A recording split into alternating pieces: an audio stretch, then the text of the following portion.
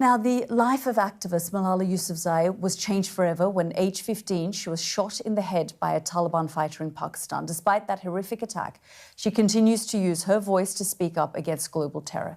In an interview earlier today, she told me there has to be accountability for any country failing to crack down on extreme ideologies. Have a listen.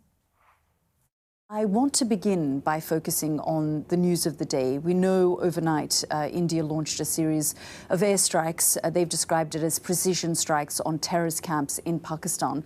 Pakistan has vowed to retaliate. Malala, I want to begin by just getting your thoughts on the situation developing there at the moment. In this moment, I firstly want to share my condolences with all the families and people who are affected, who lost their loved ones. And I'm deeply devastated by the killings of civilians. And, in this time, I'm thinking about everybody who's affected in the whole region and really strongly condemn attacks on civilians.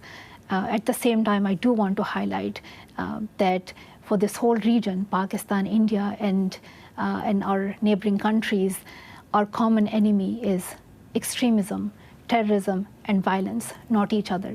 We have to unite against these forces that try to divide us, and I hope that Pakistan and India and the international community will come together in this moment to try to de-escalate the tensions and promote peace, start a dialogue, because that is the only way forward for all of us. The finger of blame has long been pointed at Pakistan for backing and funding the Taliban over the course of the last 20 years. India now is justifying its bombardment of areas in Pakistan, saying that there are terrorist camps there, that there are seminaries and madrasas there that they need to target.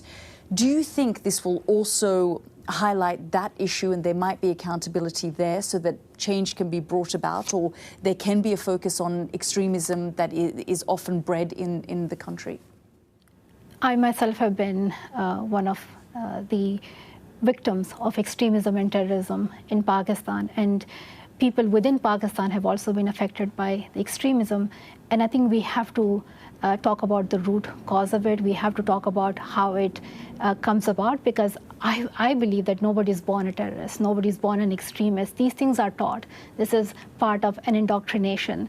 And I strongly oppose any sort of political use of such extreme ideologies where human rights are violated, where hatred is created, where innocent people are targeted. When we look at global politics and how hatred has caused so many global divisions and wars. So it does worry me, it does scare me, and I believe that there has to be accountability against any country, anybody in power for the violence and the extremism that is spreading.